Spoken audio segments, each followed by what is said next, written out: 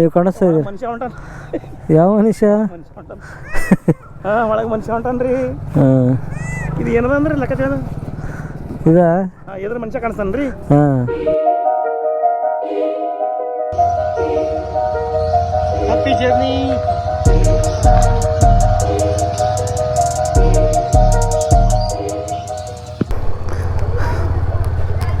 ನಮಸ್ಕಾರ.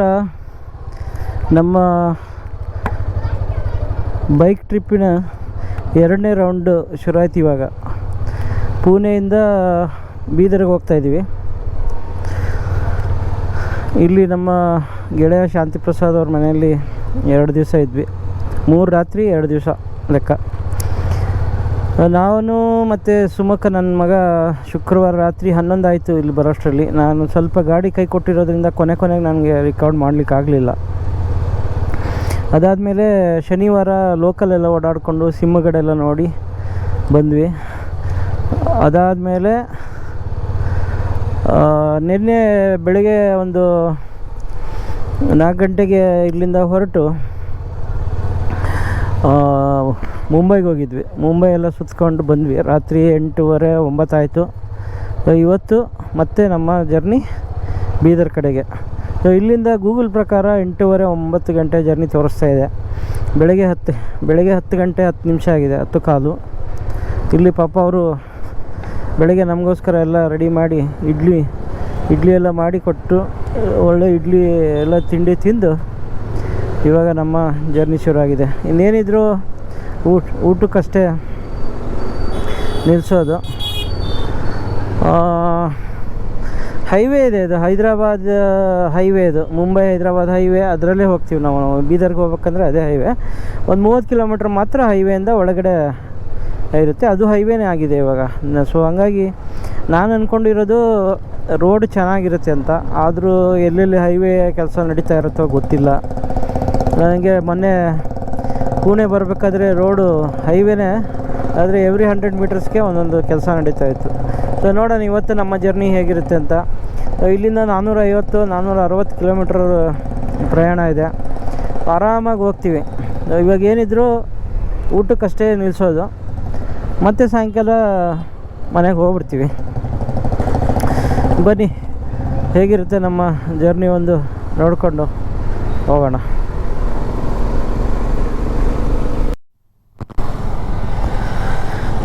ಪುಣೆ ಮೊದಲನೇ ಸಲ ಬಂದಿರೋದು ನಾನು ಬೈಕಲ್ಲಿ, ಮೊದಲೇ ಹೇಳ್ದಂಗೆ.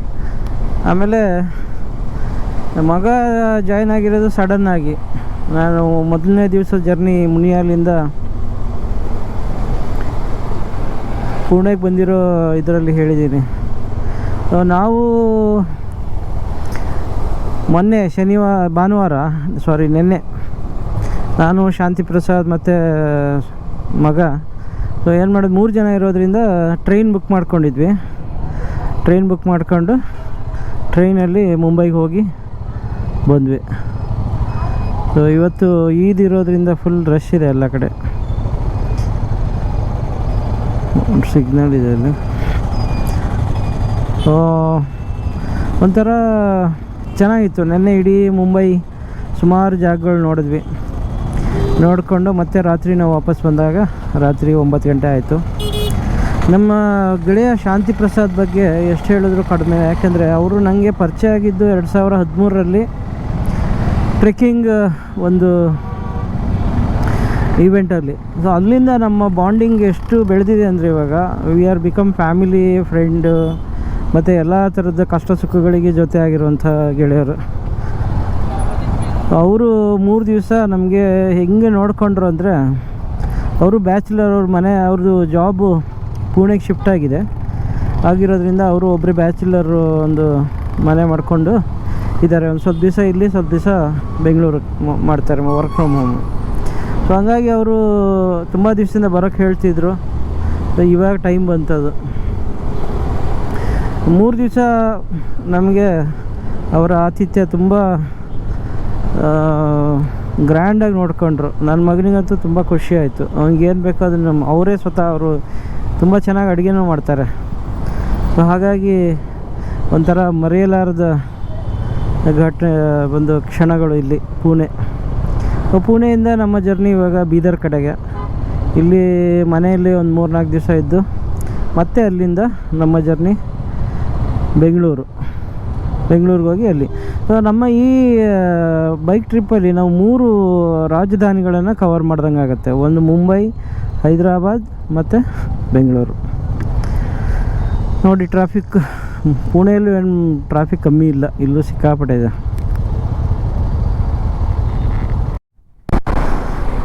ನಾವು ಮನೆಯಿಂದ ಹೊರಟು ಆಲ್ಮೋಸ್ಟ್ 50 ನಿಮಿಷ ಆಯಿತು. ಇನ್ನೂ ಸಿಟಿ ಮುಗಿಯೋಕ್ಕೆ ರೆಡಿ ಇಲ್ಲ. ದೊಡ್ಡದಾಗಿದೆಯಪ್ಪ ಪುಣೆನು. ಆಮೇಲೆ ಟ್ರಾಫಿಕ್ಕು ಹಂಗೆ ಇದೆ. ಇವತ್ತು ರಂಜಾನು, ಟ್ರಾಫಿಕ್ ಏನೋ ಕಡಿಮೆ ಇರುತ್ತೆ ಅಂದ್ಕೊಂಡ್ರೆ ಇಲ್ಲ.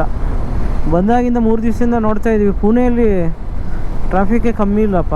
ಆದರೆ ಒಂದು ಒಳ್ಳೆ ಸಂಗತಿ ಏನಂದರೆ ರೋಡೆಲ್ಲ ಅಗಲ ಇದೆ. ನಮ್ಮ ಮೈಸೂರು ನೋಡ್ದಂಗೆ ಅನಿಸುತ್ತೆ. ರೋಡೆಲ್ಲ ಅಗಲ ಇದೆ, ತುಂಬ ನೀಟಾಗಿದೆ. ಆಮೇಲೆ ಟ್ರಾಫಿಕ್ ಸೆನ್ಸು ಅಷ್ಟಿಲ್ಲ. ಹೆಂಗೆಂಗೋ ನುಗ್ತಾರೆ, ಏನೇನೋ ಹುಷಾರಾಗಿ ಓಡಿಸ್ಬೇಕಾಗತ್ತೆ. ಆದರೆ ರೋಡೊಂದು ಅಗಲ ಇದೆ. 1 ಗಂಟೆ ಆಗ್ತಾ ಬಂತು, ಇನ್ನು ಸಿಟಿ ಕ್ರಾಸ್ ಮಾಡಿಲ್ಲ. ನಾವು ಸಿಟಿ ಲಿಮಿಟ್ಸಲ್ಲೇ ಇದ್ದಂಗಿದ್ದೀವಿ ಪಾಪ. ಕಂಟಿನ್ಯೂ ಗಾಡಿಗಳು ಬರ್ತಾನೇ ಇದೆ.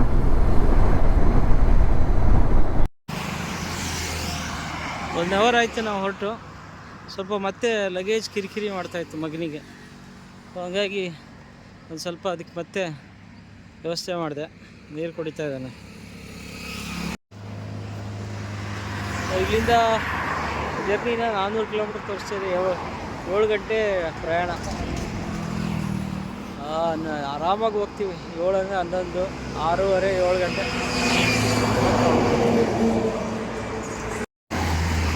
ಇಲ್ಲಿ ಲಿಂಬು ಶರ್ಬತ್ ಮತ್ತು ಸೋಡಾ ಇದೆ, ಕುಡಿಯೋಣ ಅಂತ ನಿಲ್ಲಿಸಿದ್ದೀವಿ.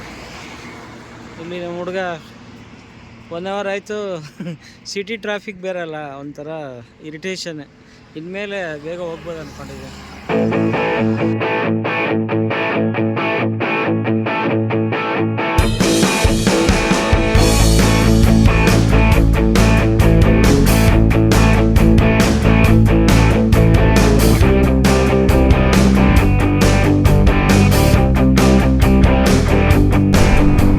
ಇವತ್ತು ನಮ್ಮ ಪುಣ್ಯಕ್ಕೆ ಕ್ಲೈಮೇಟ್ ಚೆನ್ನಾಗಿದೆ. ಫುಲ್ಲು ಮೋಡ ಇದೆ.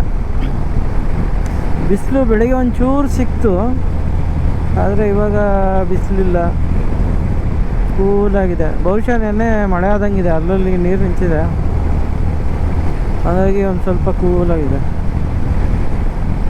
ಆಮೇಲೆ ಬೇಸಿಗೆಯಲ್ಲಿ ಮಧ್ಯಾಹ್ನ ಮೇಲೆ ಸ್ವಲ್ಪ ವಾತಾವರಣ ಪ್ರಿಡಿಕ್ಟ್ ಮಾಡೋದು ಕಷ್ಟನೇ. ಅದು ಬಹುಶಃ ನೆನ್ನೆ ಮಳೆ ಆಗಿರೋದ್ರಿಂದ ಇವತ್ತು ಕೂಲಾಗಿದೆ. ಸೊ ಇಲ್ಲಿಂದ ಇನ್ನು ಸೋಲಾಪುರ್ 150 ಕಿಲೋಮೀಟ್ರ್ ಇದೆ. ಬಹುಶಃ ಬೀದರ್ ಇನ್ನು 300+ ಇದ್ದೇ ಇರುತ್ತೆ ಗ್ಯಾರಂಟಿ. ಹೈವೇ ಹೈದರಾಬಾದ್ ಹೈವೇ ಇದು. ಸೊ ಹಂಗಾಗಿ ಹೈದರಾಬಾದ್ ಮುಂಬೈ ಹೈವೇ ಇರೋದ್ರಿಂದ ಚೆನ್ನಾಗಿದೆ. ಅಲ್ಲಲ್ಲಿ ಒಂದು ಸಣ್ಣ ಪುಟ್ಟ ಪ್ಯಾಚ್ ಬಿಟ್ಟರೆ ಚೆನ್ನಾಗಿದೆ. ಟೋಲ್ ರೋಡ್ ಬೇರೆ ಅಲ್ಲ ಇದು. ಅಂದರೆ ಹಳ್ಳಿಗಳು ಬಂದಾಗ ಒಂದು ಸ್ವಲ್ಪ ಹಂಸು, ಅದು ಬಿಟ್ಟರೆ ಚೆನ್ನಾಗಿದೆ. ಗಾಡಿ ಒಳ್ಳೆ ಸ್ಪೀಡಲ್ಲಿ ಹೋಗ್ತಾ ಇದೆ. ಮನೆಯಿಂದ ಹೊರಟು 2 ಅವರ್ ಆಯಿತು. ಆಲ್ಮೋಸ್ಟ್ ಒಂದು 130 ಕಿಲೋಮೀಟ್ರ್ ಬಂದಿರ್ಬೇಕು ಅಂದ್ಕೊಂಡಿದ್ದೀನಿ. 120ರಿಂದ 130. 2 ಗಂಟೆ ಜರ್ನಿಯಲ್ಲಿ ನಮಗೆ 1-1.25 ಗಂಟೆ ಇದು ಪುಣೆ ಟ್ರಾಫಿಕಲ್ಲೇ ಲೇಟ್ ಆಯಿತು.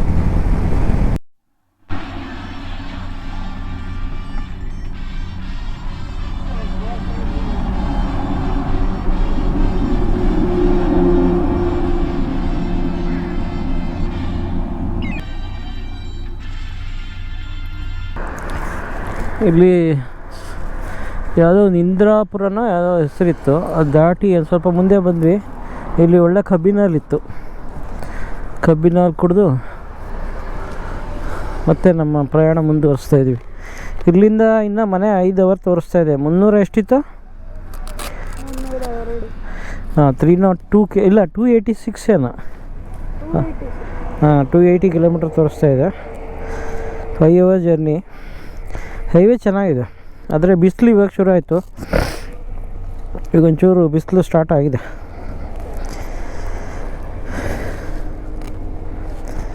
ನಮ್ಮ ಹುಡುಗ ಊಟ ಮಾಡ್ತೀವೇನೋ ಅಂದರೆ ಬೇಡ ಅಂದ, ಹಾಗಾಗಿ ಇದಾಕೆ ಮಗ.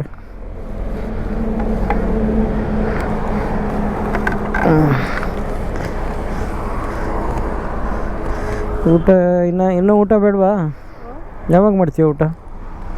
ಈಗ 1 ಗಂಟೆ ಆಗಿದೆ, 2 ಗಂಟೆಗ? 4 ಗಂಟೆಗ? ಯಾಕೋ ಇವತ್ತು ಊಟ ಇಡ್ಲಿ ಬೆಳಗ್ಗೆ ಶಾಂತಿ ಪ್ರಸಾದ್ ಅಂಕಲ್ ಕೊಟ್ಟಿದ್ದೀನ, ಕರಗಿಲ್ವಾ? ಹಾಂ ಏನು? ನನಗಂತೂ ಕಬ್ಬಿನ ಹಾಲು ಕುಡಿದು ಹೊಟ್ಟೆ ತುಂಬೋಯ್ತು. ಹೊಟ್ಟೆ ಜಾಸ್ತಿ ತುಂಬಿದ್ರೂ ಕಷ್ಟ, ಹೊಟ್ಟೆ ಖಾಲಿ ಇದ್ದರೂ ಕಷ್ಟ, ಹಂಗಿದೆ. ಚಲ ಜೈ ಬಜರಂಗ ಬಲಿ. ಹೈವೇ ಪರವಾಗಿಲ್ಲ, ಚೆನ್ನಾಗಿದೆ. ಆಮೇಲೆ ಟ್ರಾಫಿಕ್ಕು ಹೋಲಿಸಿದ್ರೆ ಪರವಾಗಿಲ್ಲ. ಆಮೇಲೆ ಯಾವುದೋ ಹೈವೇ ಕೆಲಸಗಳು ನಡೀತಾ ಇಲ್ಲ ಈ ರೋಡಲ್ಲಿ, ಹಾಗಾಗಿ ಚೆನ್ನಾಗಿದೆ. ಬನ್ನಿ ಮುಂದುವರ್ಸೋಣ ನಮ್ಮ ಜರ್ನಿ.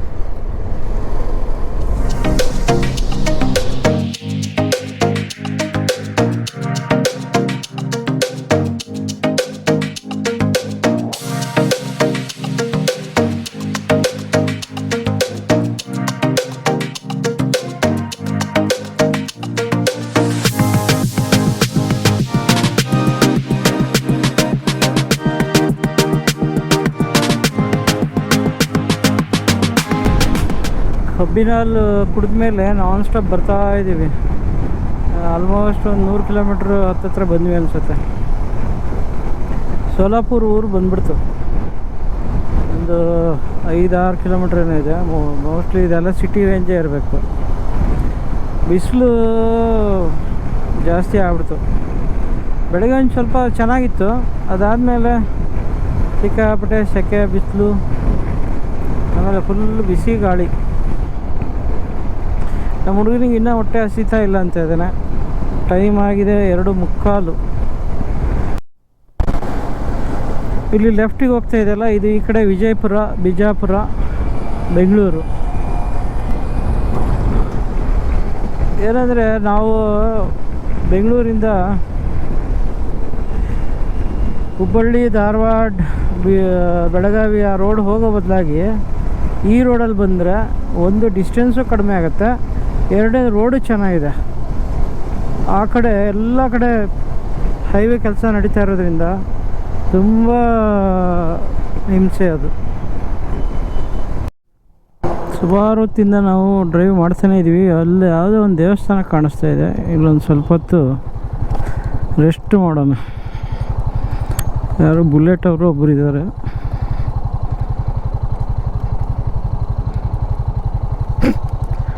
ಬ್ರಹ್ಮನಾಥ ದೇವ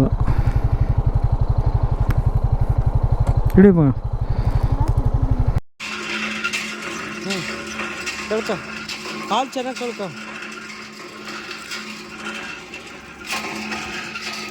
ಕಾಲು ತೊಳ್ಕೊ, ಫಸ್ಟು ಕಾಲು ತೊಳ್ಕೊಳ್ಳೋ.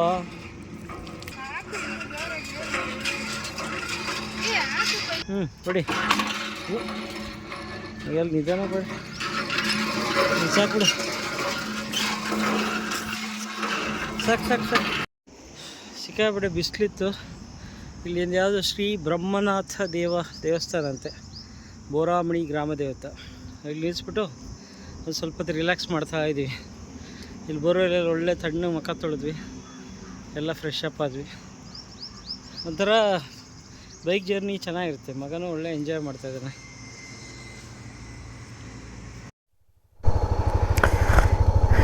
ಈ ಒಂದು ದೇವಸ್ಥಾನ ಹತ್ರ ಆಲ್ಮೋಸ್ಟ್ ಒಂದು ಅರ್ಧ ಗಂಟೆ ಮೇಲೆ ನಿಂತ್ವಿ ಅಲ್ವೇನ ಸುಮುಖ?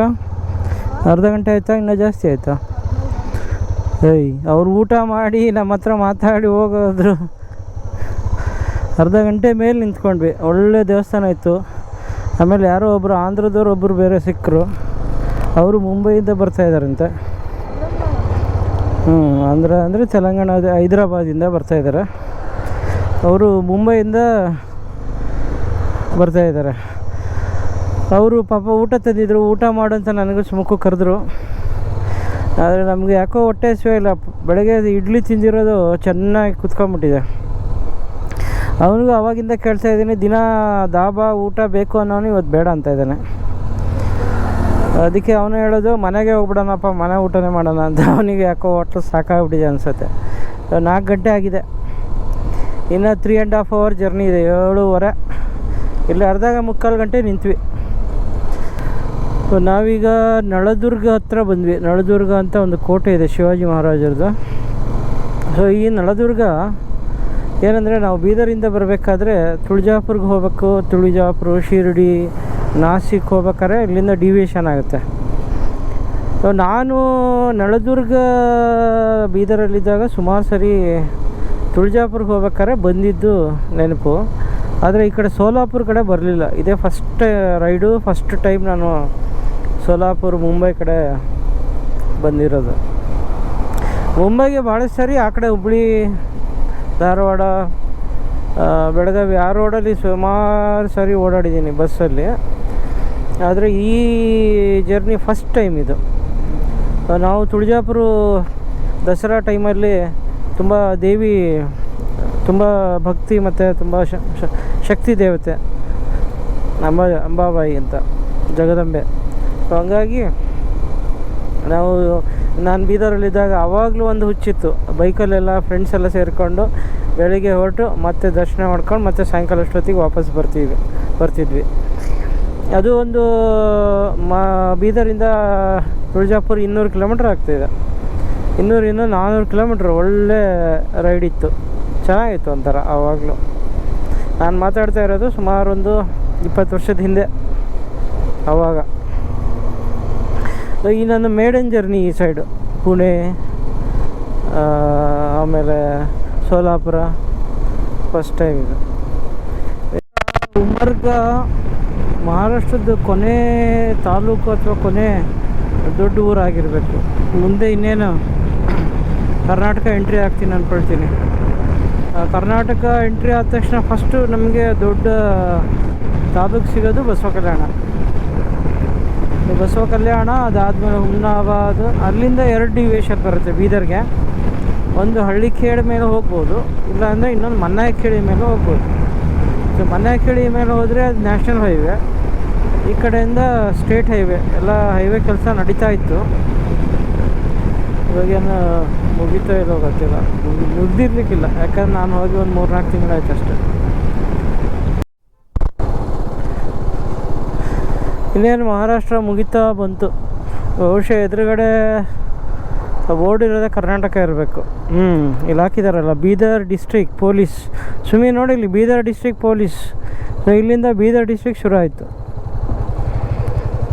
ಹಾಂ, ಇದೆಲ್ಲ ನಮ್ಮ ಕರ್ನಾಟಕದವರು. ಇಲ್ಲಿಂದ ನಾವು ಕರ್ನಾಟಕಕ್ಕೆ ಎಂಟ್ರ್ ಆದ್ವಿ. ಶುಕ್ರವಾರ ನಿಪ್ಪಾಣಿ ಲಾಸ್ಟ್ ಆಗಿತ್ತು ನಮ್ಮದು. ಕರ್ನಾಟಕ ಲಾಸ್ಟ್ ಆಗಿತ್ತು. ಅದಾದಮೇಲೆ ಮಹಾರಾಷ್ಟ್ರ ಎಂಟ್ರಾಗಿ ಪುಣೆ, ಮುಂಬೈ ಎಲ್ಲ ಸುತ್ತಾಕೊಂಡು ಇವಾಗ ಮತ್ತೆ ನಮ್ಮ ಕರ್ನಾಟಕ ವಾಪಸ್ ಬಂದ್ವಿ. ಕರ್ನಾಟಕ. ಸೊ ಇಲ್ಲಿ ಮುಂದೆ ಬಸವ ಕಲ್ಯಾಣ ಅಲ್ಲಿ ನೋಡೋಣ. ಅಲ್ಲಿ ನಿಲ್ಲಿಸ್ಬಿಟ್ಟು ಒಂದು ಸ್ವಲ್ಪ ಏನಾದರೂ ಹೊಟ್ಟೆಗೆ ಹಾಕ್ಕೊಂಡು ಏನೋ ನೋಡೋಣ, ವಡಾಪಾವು ಇಲ್ಲ ಕಾಫಿ ಬಿಸ್ಕೆಟು ತಿಂದು ಬಿಟ್ಟು ಪೆಟ್ರೋಲು ಹಾಕಿಸಿ ಆಮೇಲೆ ಹೊರಟು ಬಿಡೋಣ. ಈ ಬಸವ ಕಲ್ಯಾಣ ಹತ್ರ ಟೀ ಏನಾದರೂ ಕುಡಿಯೋಣ ಅಂತ ಬರ್ತಾಯಿದ್ದೀವಿ, ಎಲ್ಲೂ ಸಿಗ್ತಾಯಿಲ್ಲ. ಇದು ಯಾವುದೋ ಇದೆ, ಬರೋ ಇಲ್ಲೇ ನೋಡೋಣ. ಹೋಗಲಿ, ಟೀ ಬಿಸ್ಕೆಟ್ ಆದರೂ ತಿನ್ನೋಣ ಬಾ, ಆಯಿತಾ?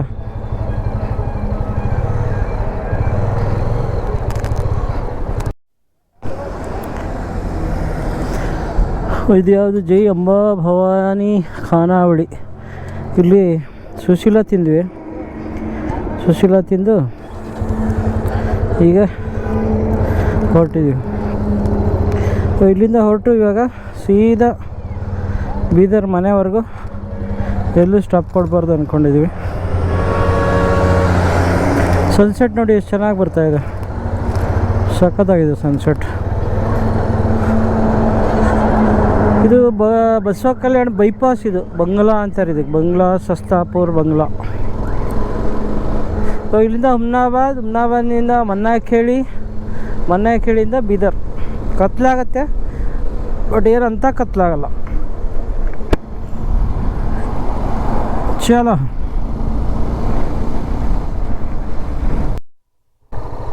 ನಾವೀಗ ಹುಮ್ನಾಬಾದ್ ವೀರಭದ್ರೇಶ್ವರ ದರ್ಶನಕ್ಕೆ ಬಂದಿದ್ದೀವಿ. ಹಾಗೆ ಹೆಂಗೂ ಹುಮ್ನಾಬಾದ್ ಮೇಲಿಂದ ಹೋಗ್ತಿದ್ವಲ್ಲ, ಅದಕ್ಕೆ ಸರಿ ದೇವರಿಗೆ ಒಂದು ನಮಸ್ಕಾರ ಮಾಡಿ ಬಂದ್ರೆ ಇದು ಅಂತ, ಅದಕ್ಕೆ ಈಗ ಬಂದಿದ್ದೀವಿ.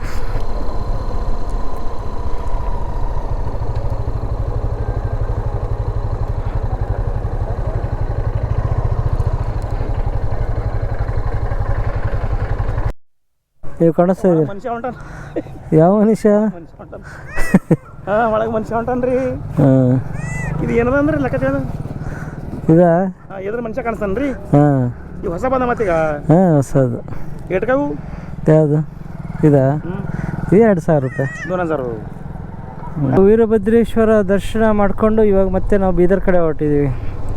ಟೈಮ್ ಆಗಿದೆ 6:50. ಇವತ್ತು ತುಂಬ ರಿಲ್ಯಾಕ್ಸ್ ಆಗಿ ಓಡಿಸ್ತಾ ಇದ್ರೂ ಆರಾಮಾಗಿ ಹೋಗ್ತಾಯಿದ್ವಿ.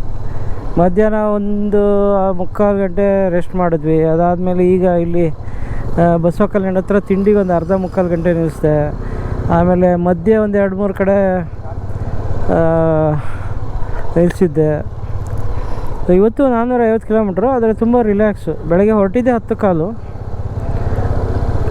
ಆಮೇಲೆ ಮಧ್ಯೆ ಲಗೇಜ್ ಅದನ್ನು ಕಟ್ಟೋಕ್ಕೆ ಅದು ಅಂತ ಅಲ್ಲೊಂದು 1/2 ಗಂಟೆ. ಅದು ಚೆನ್ನಾಗಿದೆ ಇವತ್ತೊಂಥರ, ತುಂಬ ಕೂಲಾಗಿದೆ. ಈಗ ವಾತಾವರಣ ಫುಲ್ ತಣ್ಣಗಿದೆ, ಚೆನ್ನಾಗಿದೆ. ಇವಾಗ ಏನಿದ್ರು ಇನ್ನು ಬೀದರ್ ಸ್ಟಾಪ್. ಇಲ್ಲಿಂದ 1 ಅವರ್ ಜರ್ನಿ, 7:45. ಹುಮ್ನಾಬಾದ್ ವೀರಭದ್ರೇಶ್ವರ ಮನೆ ದೇವರು. ಸೊ ಹಂಗಾಗಿ ಮನೆ ದೇವ್ರಿಗೆ ಮಾತಾಡ್ಸ್ಕೊಂಡು ಹೋಗೋಣ ಅಂತ ಹೆಂಗೂ ಇಲ್ಲಿಂದ ಹೋಗ್ತಾಯಿದ್ವಿ. ಇನ್ನು ಮತ್ತೆ ವಾಪಸ್ ಹೋಗೋ ಟೈಮಿಗೆ ಈ ಕಡೆ ಬರೋಲ್ಲ. ನಮ್ಮ ಮಗ ಬೇರೆ ಜೊತೆಗಿದ್ದಲ್ಲ, ಅವನಿಗೆ ಒಂದು ದರ್ಶನ ಆಯಿತು ಅಂತ ಅದಕ್ಕೆ ಬಂದಿದ್ದೆ.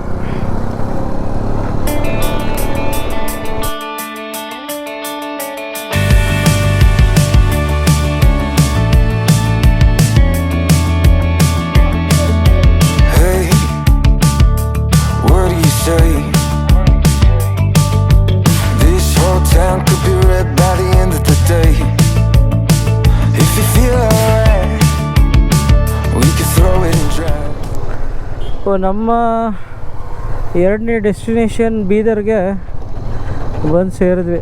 ಟೈಮ್ ಆಗಿದೆ 7:50. ಬೆಳಗ್ಗೆ 10 ಕಾಲಿಗೆ ಬಿಟ್ಟಿದ್ದು 7:50.